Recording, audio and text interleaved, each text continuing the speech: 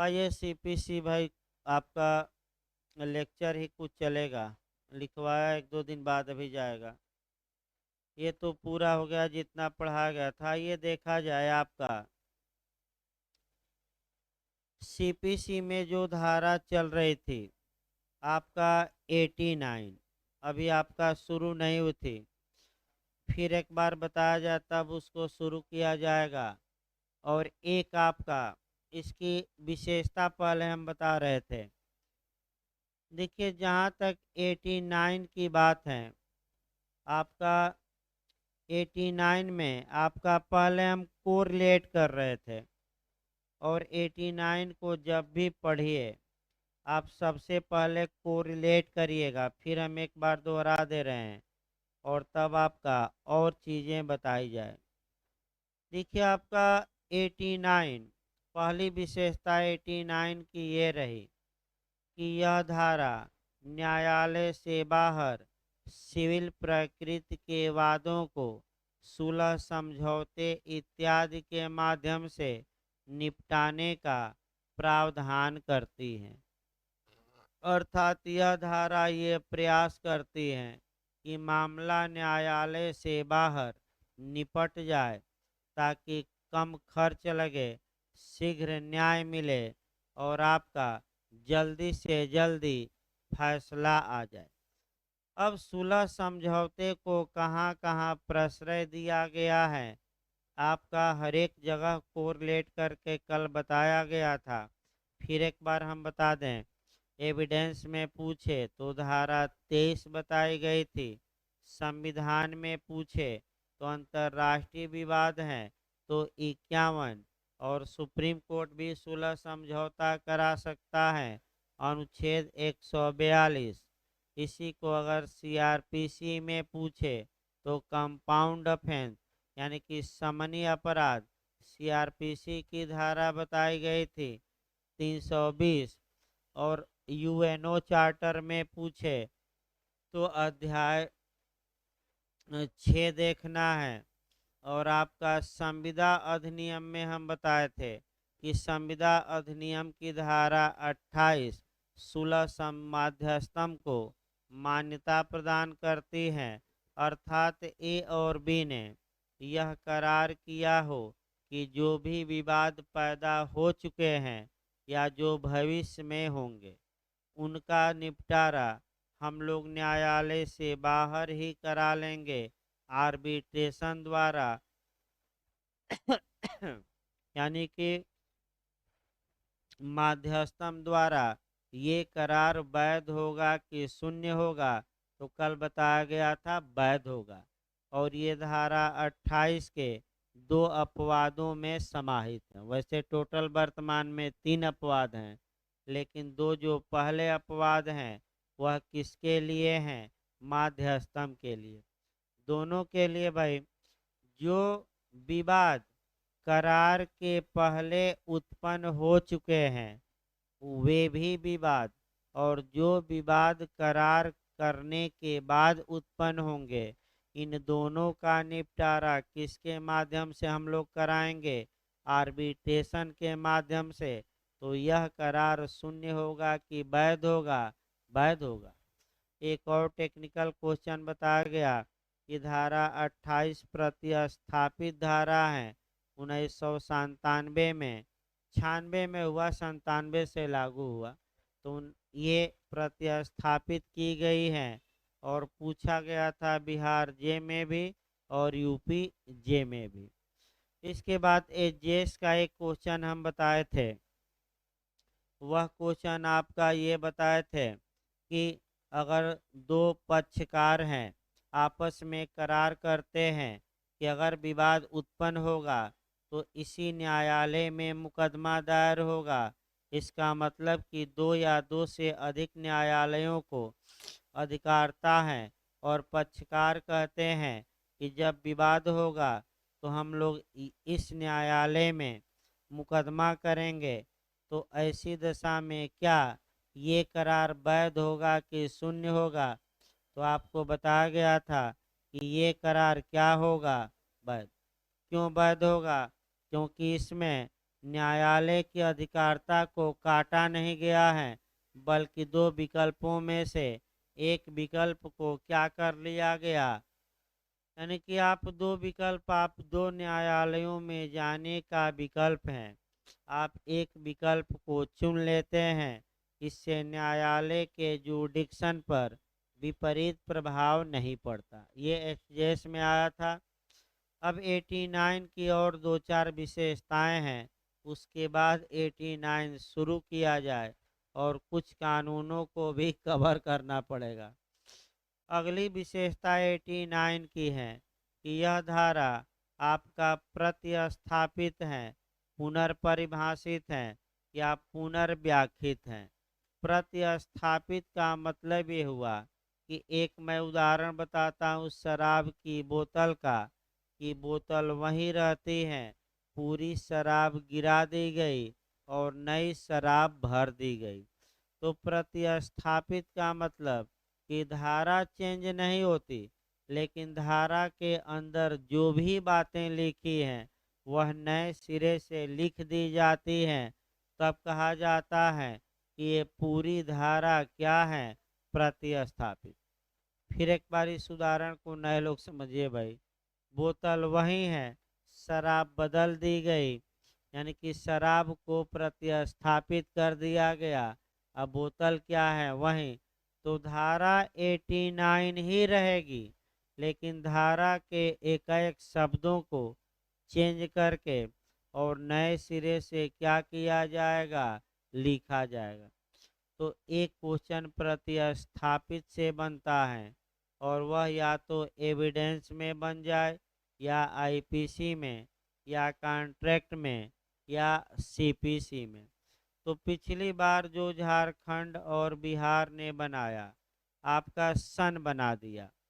पहला अगला क्वेश्चन कि 89 को किस सन में प्रतिस्थापित किया गया, ये बिहार और झारखंड दोनों में आया था। तो आपका जवाब रहेगा 1999, यानी कि यह धारा 1999 में प्रतिस्थापित की गई। सन पूछा गया था बिहार में, सतर्क रहिएगा। दूसरा क्वेश्चन जो बिहार इत्यादि और यूपी भी बना चुका है, समिति बनाया था कि 89 किस समिति की सिफारिश पर प्रतिस्थापित की गई। तो जस्टिस मलीमत समिति, जस्टिस मलीमत समिति की सिफारिश पर यह धारा प्रतिस्थापित की गई है। अब देखिए आपका यहाँ क्या ऑप्शन दे सकता है। ऑप्शन ये दे सकता है कि विधि आयोग की सिफारिश पर, माने लॉ कमीशन की, फिर जस्टिस मलीमत समिति की सिफारिश पर, दोनों इनमें से कोई नहीं। तो दोनों मार कर आइए। विधि आयोग ने भी सिफारिश की थी, और समिति जो बनी कौन सी, जस्टिस मलीमत समिति, उन्होंने भी सिफारिश की। तो हम लिखवा देंगे इसको। लेकिन अगर दोनों आ जाए और दोनों ऑप्शन में दिया रहे तो क्या मारना है, दोनों।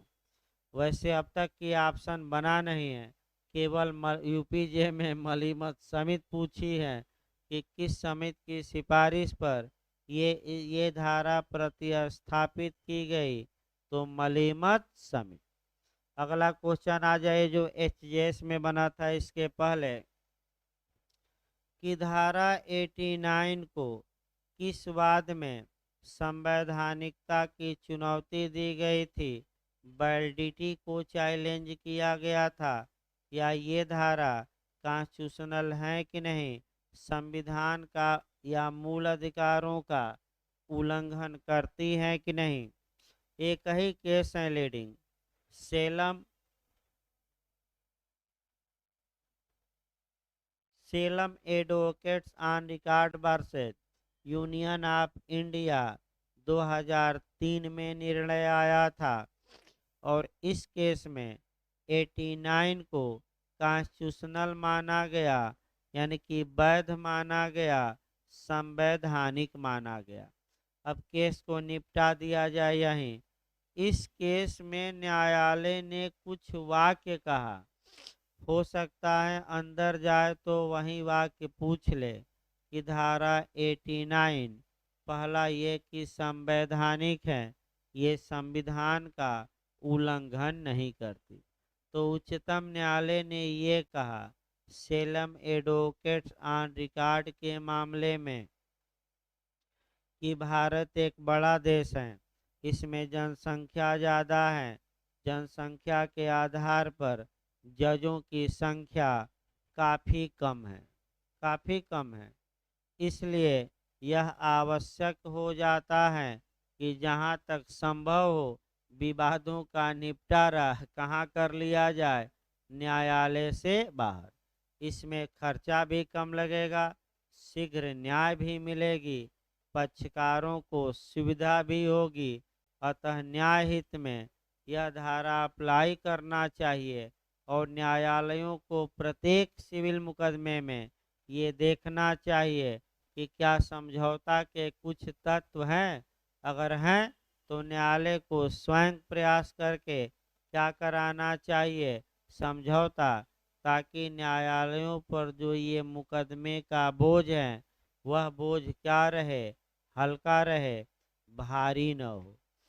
तो जब आप देखे होंगे इनकाउंटर का प्रकरण, यानी कि आपका जाली एलएलबी फिल्म जो बनी है अक्षय कुमार की, उसमें भी लास्ट में जब साहब कहते हैं, लास्ट में बहुत अच्छा वाक्य बताते हैं और ये बताते हैं कि भारत की जनता है, आज भी भारत की जनता न्यायालय पर विश्वास करती है, राज्य पर नहीं। जनता ये विश्वास करती है कि अगर राज्य हमारा इनकाउंटर करता है, हमारे मूल अधिकारों का हनन करता है, तो न्यायपालिका हमारा सपोर्ट करेगी, न्यायपालिका हमारा पक्ष लेगी और राज्य के मनमाने कार्यों पर क्या लगा देगी, रोक। तो आज भी लोग किस पर विश्वास करते हैं, न्यायपालिका पर। भले मुकदमों का बोझ हो, लेकिन आज भी लोग न्यायपालिका पर विश्वास करते हैं।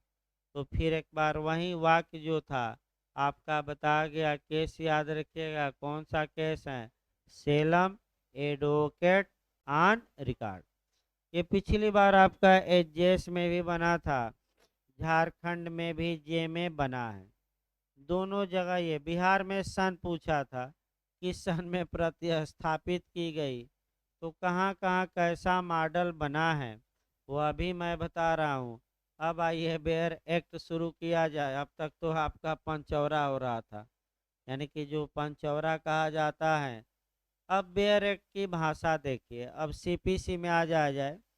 इसके बाद आपका आदेश 10 हम देखेंगे। पहले ये देखिए, यूपीजे में आपका जो पूछा गया था आदेश 10 का नियम 1A, तो पहले बेयर एक्ट बता दिया जाए धारा, और तब कौन सा आदेश 10। देखिए आगे, न्यायालय के बाहर विवादों का निपटारा इस धारा की हेडिंग है। जहां न्यायालय को यह प्रतीत होता है कि, यानी कि जहां न्यायालय को यह प्रतीत होता है, तो तुरंत आपको दिमाग में आना चाहिए प्रतीत का मतलब क्या हो गया। अगर ये कहे कि प्रतीत होता है, इसका मतलब महसूस होता है। महसूस होता है मतलब न्यायालय को लगता है।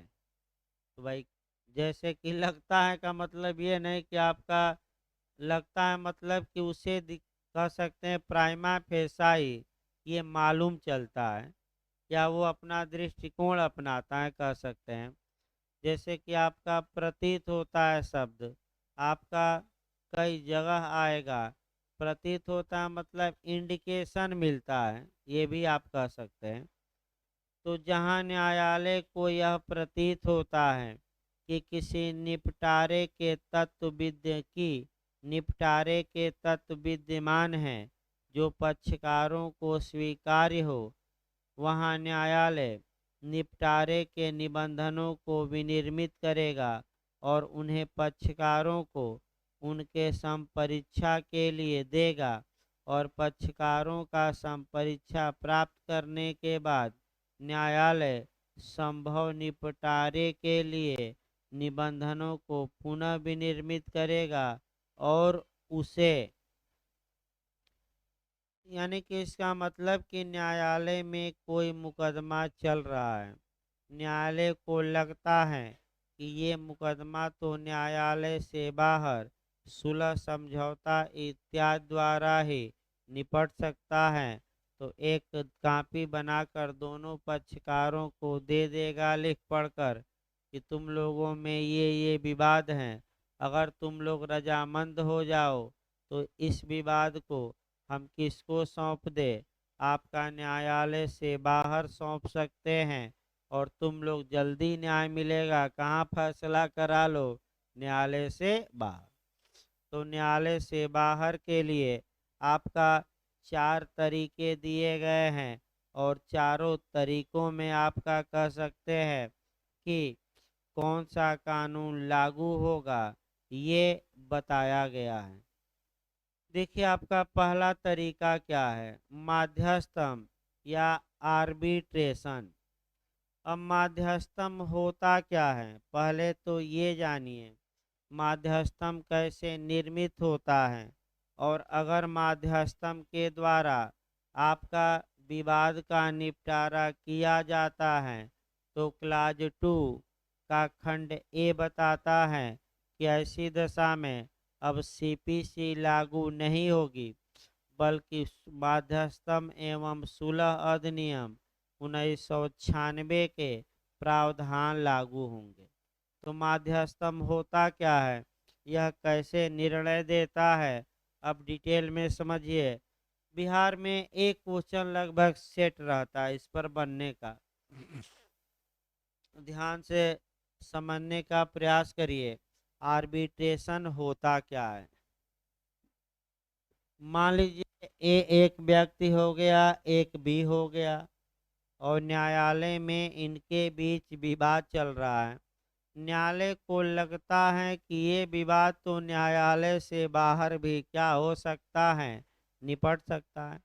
तो न्यायालय एक कॉपी तैयार करे विवाद की, दोनों को दे, तैयार हो दोनों, फिर ले, फिर आपका विवाद तैयार करके और न्यायालय कह दे कि आप लोग जाइए और माध्यस्थम से अपना मामला निपटवाइए। क्योंकि पहला तरीका क्या है, क्रम से भी याद रखिएगा, पहला क्या है, माध्यस्थम आर्बिट्रेशन।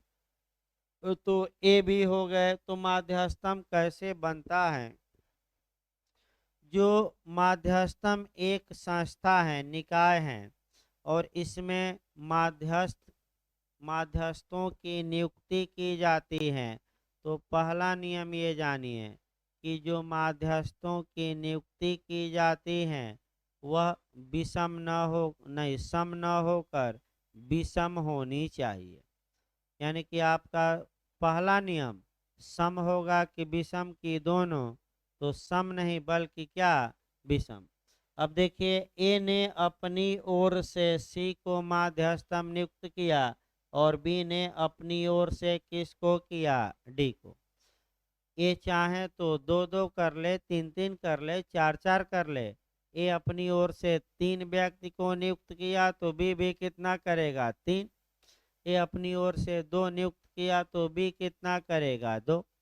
तो एक ही रखा जाए, कहाँ लंबा चलाने से कोई मतलब नहीं है। अब ये जो सी और डी हैं, ये 1 माह के अंदर जब इनकी क्या हो गई नियुक्ति, तो 1 महीने के अंदर ये मिलकर एक तीसरे मध्यस्थ की नियुक्ति करेंगे। यानी कि सी और डी मिलकर आपका किसको नियुक्त कर दिए, ई को। तो बताइए अब मध्यस्थम की संख्या सम रही कि विषम, तो सामान्यतः मध्यस्थम की संख्या क्या होनी चाहिए, विषम, पहला। अब ए अपना पूरा कागज पत्तर साक्ष्य इन तीनों के पास देगा, फिर कौन देगा, बी देगा। न तो सीपीसी लागू होगी, न सीपीसी अप्लाई नहीं करेगी। तो अब आप सोच रहे होंगे कि जब सीपीसी लागू ही नहीं होती तो लागू क्या होगा, नेचुरल जस्टिस, यानी कि प्राकृतिक न्याय का नियमों का पालन करते हुए मध्यस्थम सुनवाई करेंगे तो ए को भी पूरा सुनवाई का मौका दिया जाएगा और किसको, बी को।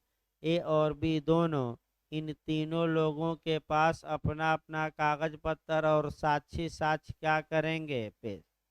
अब अंत में जब सब कुछ पेश हो गया तो निर्णय की बारी आई, फैसले की बारी आई। अब फैसला सुनाया जाए तो फैसला ये तीनों मिलकर क्या देंगे, फैसला। अगर विवाद हो गया तो बहुमत का फैसला मान्य होगा। तो मान लीजिए ये आदेश दे दिए, यानी कि ये निर्णय दे दिए। इनके द्वारा दिए गए निर्णय को एक कानूनन विशेष नाम दिया गया है और वह एवार्ड। एवार्ड यानी कि पंचाट। पंचाट मतलब अधिनिर्णय। याद रखिए, बिहार में पूछा गया है कि माध्यस्थम द्वारा दिए गए निर्णय को क्या कहा जाता है। तो डिक्री आदेश न कह दीजिएगा, क्या, एवार्ड या पंचाट या हिंदी में अधिनिर्णय।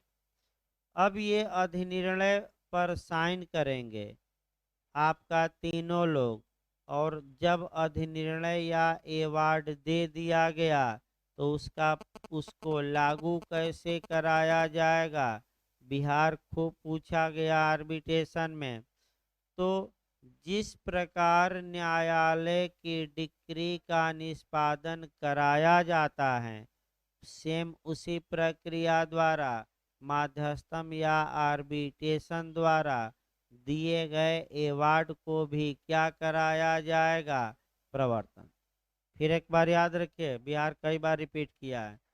जिस प्रकार न्यायालय की आज्ञप्ति या डिक्री कहिए को लागू कराया जाता है, उसी सेम प्रक्रिया से किसको लागू कराया जाएगा, एवार्ड को। यानी कि इसकी हैसियत न्यायालय द्वारा दिए गए डिक्री के क्या होती हैं, पैरल। इस प्रकार आपका माध्यस्थम, जब न्यायालय आर्बिट्रेशन या माध्यस्थम से कहता है कि विवाद निपटाया जाएगा तो सीपीसी अब लागू नहीं होगी। माध्यस्थम के लिए अलग कानून है, नीचे दिया भी है, खंड 2 के ए में देखिए कौन सा कानून लागू होगा। आर्बिट्रेशन एंड काउंसलेशन एक्ट आपका 1996।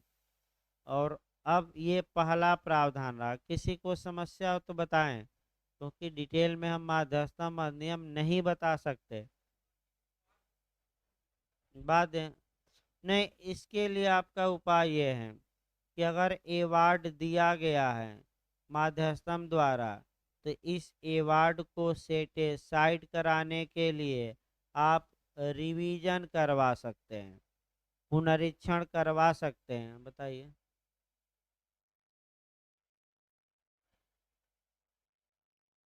हाँ, आपका 37 धारा है। धारा उस आदेश पर अटैक किया जाता है। आपका कुछ दशाओं में अपील भी होती है, कुछ में रिवीजन भी होता है, वो बताया जाएगा उसमें। लेकिन आपका आगे आप चैलेंज कर सकते हैं, बस इतना ही जानिए। बहुत डिटेल भाई घंटों लग जाएगा, उतना हम नहीं बता सकते। जब कानून ये चलेगा तो डिटेल में हम बताएंगे, उतना बताना संभव नहीं है। अगला देखिए आपका क्या है। आपका दूसरा देखा जाए, दूसरा ये है कि न्यायालय यदि चाहें तो ऐसे विवाद का निपटारा के लिए सुलहकर्ता को कह सकता है कि आप सुलह करके विवाद का निपटारा कर लीजिए। दूसरा प्रावधान, तो जब विवाद का निपटारा सुलहकर्ताओं द्वारा किया जाएगा तो ऐसी दशा में आपका सुलहकर्ता निर्णय देगा और सुलहकर्ता द्वारा दिए गए निर्णय को अलग नाम दिया जाएगा, लेकिन उसका प्रभाव क्या होगा, न्यायालय द्वारा पारित डिक्री के बराबर। तो सुलहकर्ता देखिए, माने कि न्यायालय कह सकता है कि आप किससे मामला निपटा लीजिए, सुलहकर्ता से। सुलहकर्ता की नियुक्ति भी पक्षकारों द्वारा की जाती हैं। पक्षकार आपका कह सकते हैं कि या तो सुलहकर्ता सम और विषम दोनों हो सकते हैं, तो एक सुलह कराई जाए। देखिए सुलहकर्ता की नियुक्ति अच्छे समझिए भी। हाँ, सुलह का अगर प्रावधान लागू होता है तो कानून कौन सा इसमें अप्लाई करेगा, फिर वही मध्यस्थम एवं सुलह अधिनियम 1996, उसमें सुलह भी है मध्यस्थम भी है, दोनों है। तो देखिए मान लीजिए ए बी दो पक्षकार हैं, इसमें इनके बीच कोई सिविल विवाद उत्पन्न हो गया। न्यायालय ने कहा कि आप किससे निपटा लीजिए, सुलहकर्ता से। तो एक ही सुलहकर्ता पर ये लोग राजी हो सकते हैं, एक ही मतलब सी पर, तो एक ही कराया जाए, लंबा ना चला जाए। मान लीजिए ए भी रजामंद हो गया सी के नाम पर, और बी भी किसके नाम पर रजामंद हो गया, सी के। भाई दोनों की रजामंदी उन सुलहकर्ताओं के लिए क्या है, आवश्यक, ये नहीं कि जबरदस्ती नहीं। अब सी करेगा क्या, जो सुलह करता है, देखिए करता क्या है, सुलह करता ए के पास जाएगा, फिर आपका किसके पास दौड़ेगा, बी के पास, और दोनों से बातचीत किया, दोनों का कागज पत्तर मांगा। अब ये देखेगा कि विवाद किस विषय पर है, इसका निपटारा कैसे हो सकता है। ए के पास जाकर कहा कि आप क्या चाहते हैं बताइए, बी के पास गया ये सुलहकर्ता क्या चाहते हैं, और दोनों जब एड आइडम हो जाएंगे, एड आइडम का मतलब जब ए और बी एक ही मुद्दे पर एक भाव में क्या हो जाए, रजामंद, तो अंतिम ड्राफ्ट कौन तैयार करेगा, सी, और सी अंतिम ड्राफ्ट तैयार करेगा, और समझौता मैंने तैयार कर लिया, फिर ए की साइन हो जाएगी समझौते की, और किसकी साइन, बी की, और सी केवल और केवल उस समझौते को प्रमाणित करता है, फैसला नहीं देता। ए और बी इस बिंदु पर रजामंद हो गए, इस बात को प्रमाणित कौन कर दिया, सी। तो सी द्वारा जो फैसला सुनाया जाएगा, वास्तव में फैसला क्या प्रमाणित करता है, उसका नाम बिहार में पूछा जाता है समझौता करार कहते हैं, पंचाट न कह दीजिएगा डिक्री। सेटलमेंट एग्रीमेंट, याद रखिएगा, समझौता करार, और इंग्लिश में क्या कहते हैं, सेटलमेंट एग्रीमेंट। तो अवार्ड किसने पास किया, आर्बिट्रेशन ने। सेटलमेंट एग्रीमेंट किसने पास किया, सुलहकर्ताओं ने। तो अब ये पूछा जाता है कि जो ये समझौता करार हैं, इसको लागू कैसे कराया जाएगा। तो जिस प्रकार न्यायालय की डिक्री को लागू कराया जाता है, उसी प्रकार आपका, हम बता दें, समझौता करार को भी न्यायालय द्वारा लागू कराया जाएगा। और न्यायालय की डिक्री या आदेश कैसे लागू होता है, ये मैं सारवान प्रावधान तो बता चुका हूँ, धारा आपका 36 से लेकर और 74 सीपीसी में, और आर्डर 21, तो उसी प्रकार ये लागू होगा। तीसरा देखिए, न्यायिक निपटारे, जिसमें लोक अदालत के माध्यम से निपटारा आपका माने शासित है। इसका मतलब ये हुआ कि अगर न्यायिक निपटारा किया जाता है, अब आइए, न्यायालय से बाहर विवाद को निपटाया जाए, न्यायिक निपटारे द्वारा ही, उसके लिए एक अलग अदालत बनी है, लोक अदालत। इंग्लिश में भी आपका लोक अदालत ही कहा जाता है। तो लोक अदालत आप लोग देखे होंगे बैठती हैं, पहले से ही समझौता समझौता हुआ रहता है, लोग मने पक्षकारों को बुलाया जाता है, दोनों पक्षकार राजी तो क्या करेंगे, पाजी, यानी कि नहीं पाजी नहीं भाई, काजी ना। हाँ भाई सही बता रहे हैं, एकदम सही बता रहे हैं, इसमें कोई शक नहीं। आगे देखिए, देखिए आपका यानी कि अब लोक अदालत में न्यायाधीश ही बैठते हैं, इसमें कोई शक नहीं है। लोक अदालत इसलिए बैठाई जाती है कि मामला जल्दी से जल्दी एक ही दिन में क्या हो, निपट जाए। तो कई कई हजार मामले छोटे छोटे जो रहते हैं आपका निपटा दिए जाते हैं। और जितना अधिक निपटाएंगे मोगाम्बो खुश होगा, यानी कि हाई कोर्ट क्या होगा, खुश होगा। अब प्रमोशन थोड़ा क्या होगा, जल्दी होगा, जल्दी जल्दी हो जाएगा। तो आपका ये भी होता है। तो लोक अदालत लगती हैं सार्वजनिक सूचना देकर। तो लोक अदालत का गठन कैसे होगा, उसमें कैसे मामले निपटाए जाएंगे, इसके लिए एक अलग कानून है। विधिक सेवा प्राधिकरण अधिनियम 1987, यानी कि लोक अदालत का गठन, इंटरव्यू में भी पूछा गया था कि लोक अदालत का गठन का प्रावधान किस कानून में है, सीपीसी के किस धारा में है।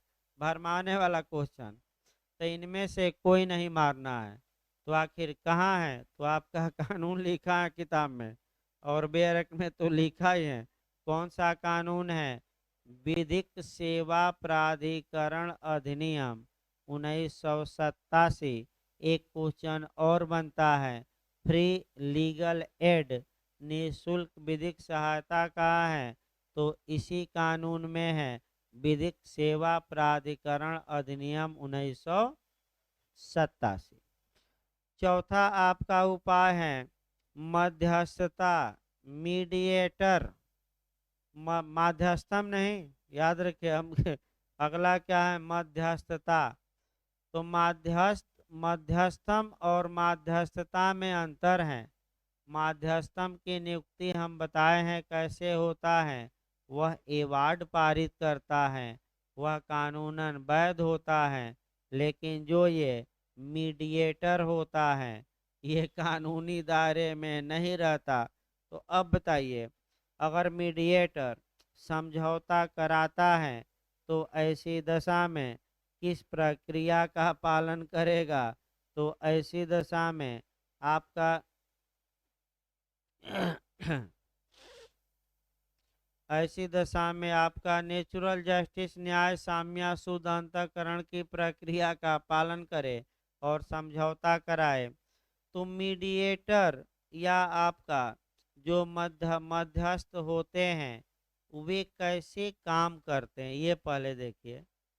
इसके लिए मीडिएटर के लिए न तो आपका प्रावधान माने 1996 के कानून में है, न ही 1987।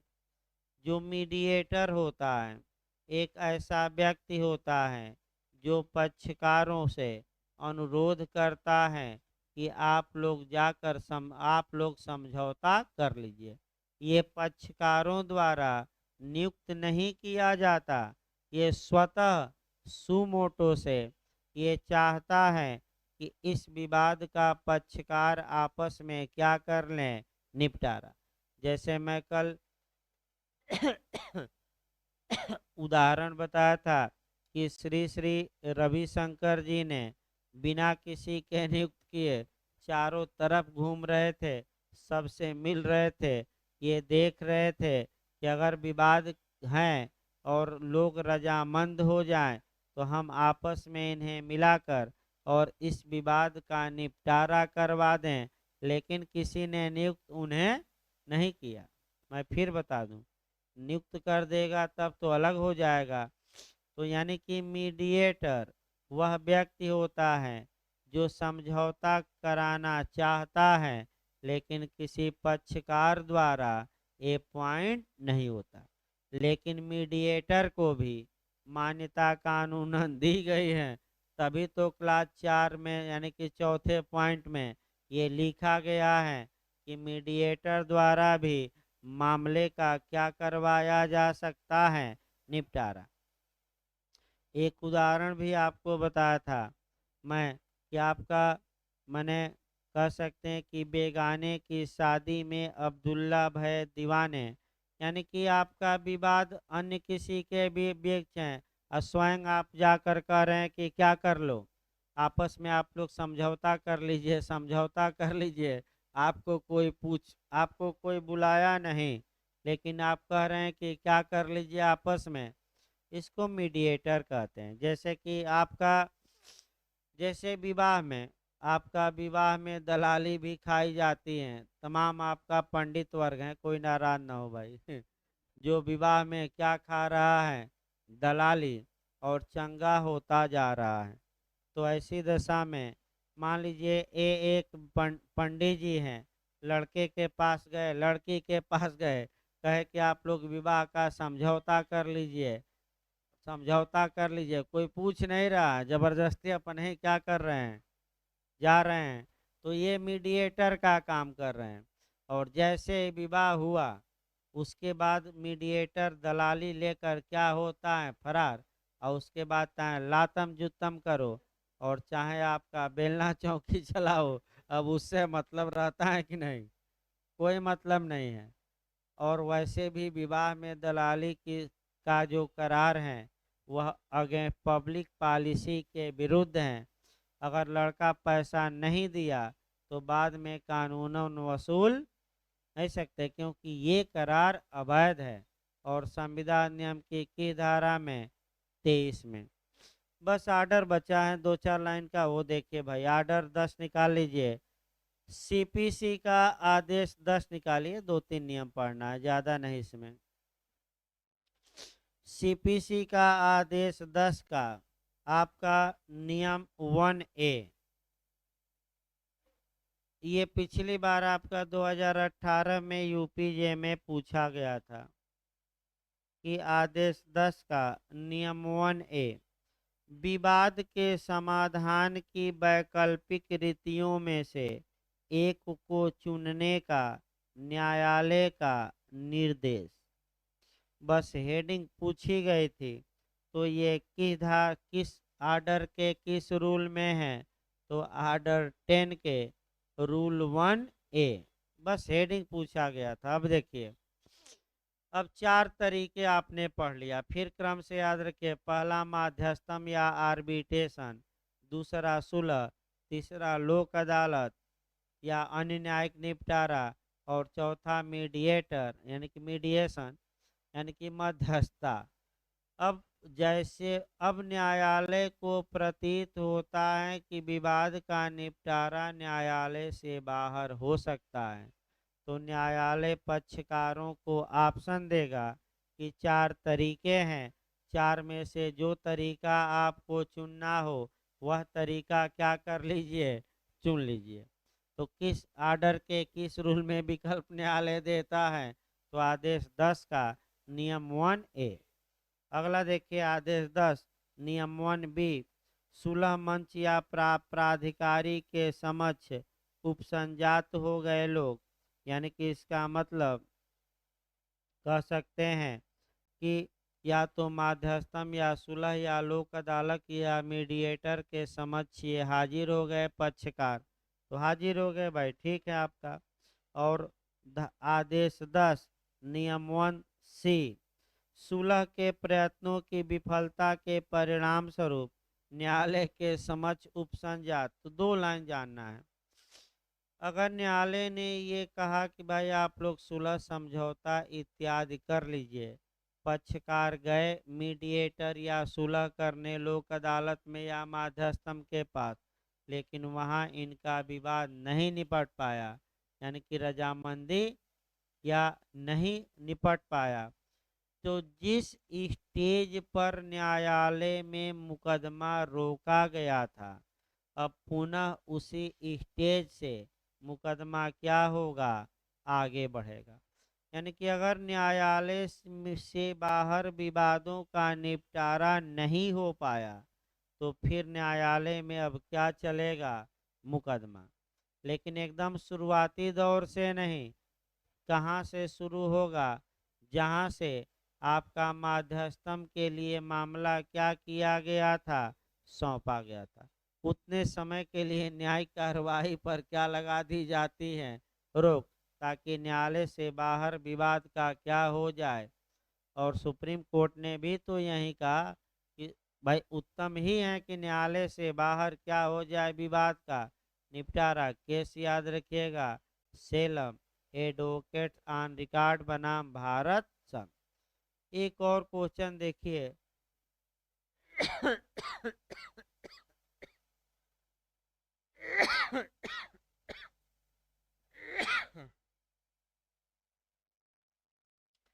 एक और क्वेश्चन आपका 89 से लास्ट क्वेश्चन छूटा है कि 89 कब से लागू की गई। जो ये क्वेश्चन एक छूट गया था बीच में, वैसे सामान्य बातों में ही बताना चाहिए लेकिन छूट गया है तो कोई बात नहीं, अंत भला तो सब भला। तो आपका अंत में ही बता दिया जाए। आपका 1999 और 2002 का संशोधन एक ही डेट को लागू किया गया, और वह डेट याद रखिए 1 जुलाई 2002 को। तो अब आप लोग बताइए 89 किस सन में प्रतिस्थापित की गई, बताया गया 1999। लेकिन प्रवर्तन तिथि पूछ ले, लागू कब से की गई, तो दोनों संशोधन तो एक ही बार लागू किए गए। किस तारीख से? 1 जुलाई 2002। भाई 1 जुलाई 2022 से ये दोनों संशोधन यानी कि 1999 वाला भी और 2002 वाला भी लागू किया गया। इसको भी रट्टा मारना है और इससे भी क्वेश्चन